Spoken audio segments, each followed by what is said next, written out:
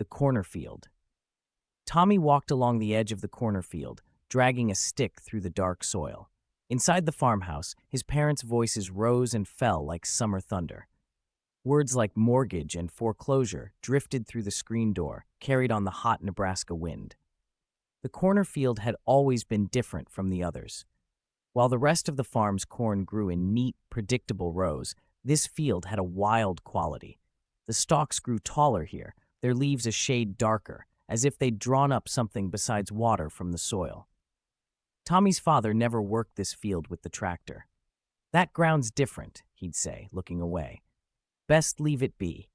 But today, as his mother's sob cut through the screen door, Tommy stepped past the field's edge. The corn seemed to lean inward, creating a natural pathway. He'd hide here until the fighting stopped, he decided. Just for a little while. The first thing he noticed was the silence. One step into the field, and the wind died completely. No rustle of leaves, no distant tractor sounds, no arguing voices. Just silence, thick as cream. The corn stalks towered above him, blocking out most of the sky. What light made it through seemed wrong somehow. Too green, too thick. Tommy turned back toward the farm, but the path had changed. Where there had been a clear opening, corn stalks now grew dense and tall. He chose another direction, pushing between the plants. The soil felt strange beneath his feet, softer than it should be, with an almost springy quality. "Mom?" he called out. His voice fell flat, as if the air itself were too heavy to carry sound. The corn absorbed his words like a sponge soaking up water. The light continued to change as he walked. The green grew deeper, darker. Shadows moved between the stalks, not the simple shadows of leaves and sunlight, but deeper things that seemed to have weight and purpose. Tommy's heart began to race. He picked up his pace, pushing harder through the corn. "It's just a field," he whispered to himself. "Just corn. Just has to end somewhere." But it didn't end. Instead, it began to change. The corn stalks twisted into strange shapes, forming archways and corridors. Some bent toward him like curious observers. Others seemed to recoil. The formations shifted with his fear, or maybe his fear shifted with them.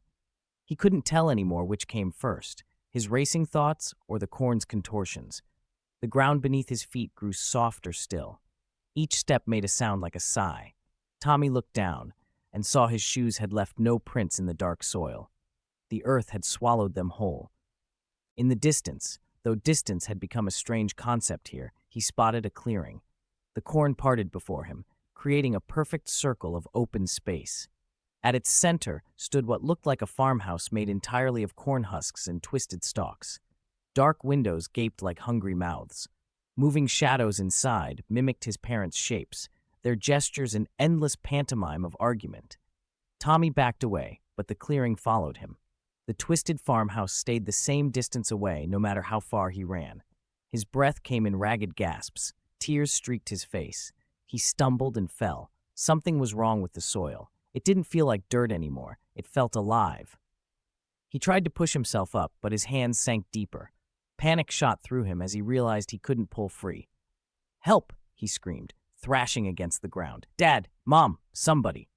The soil pulled at him like quicksand, but warmer, active, hungry. He clawed at the ground with his free hand, trying to drag himself away, but only succeeded in sinking his other arm to the elbow. The dark earth crept up his sleeves, against his skin, somehow both soft and unyielding. "Please," he sobbed, kicking his legs. "Please, I want to go home.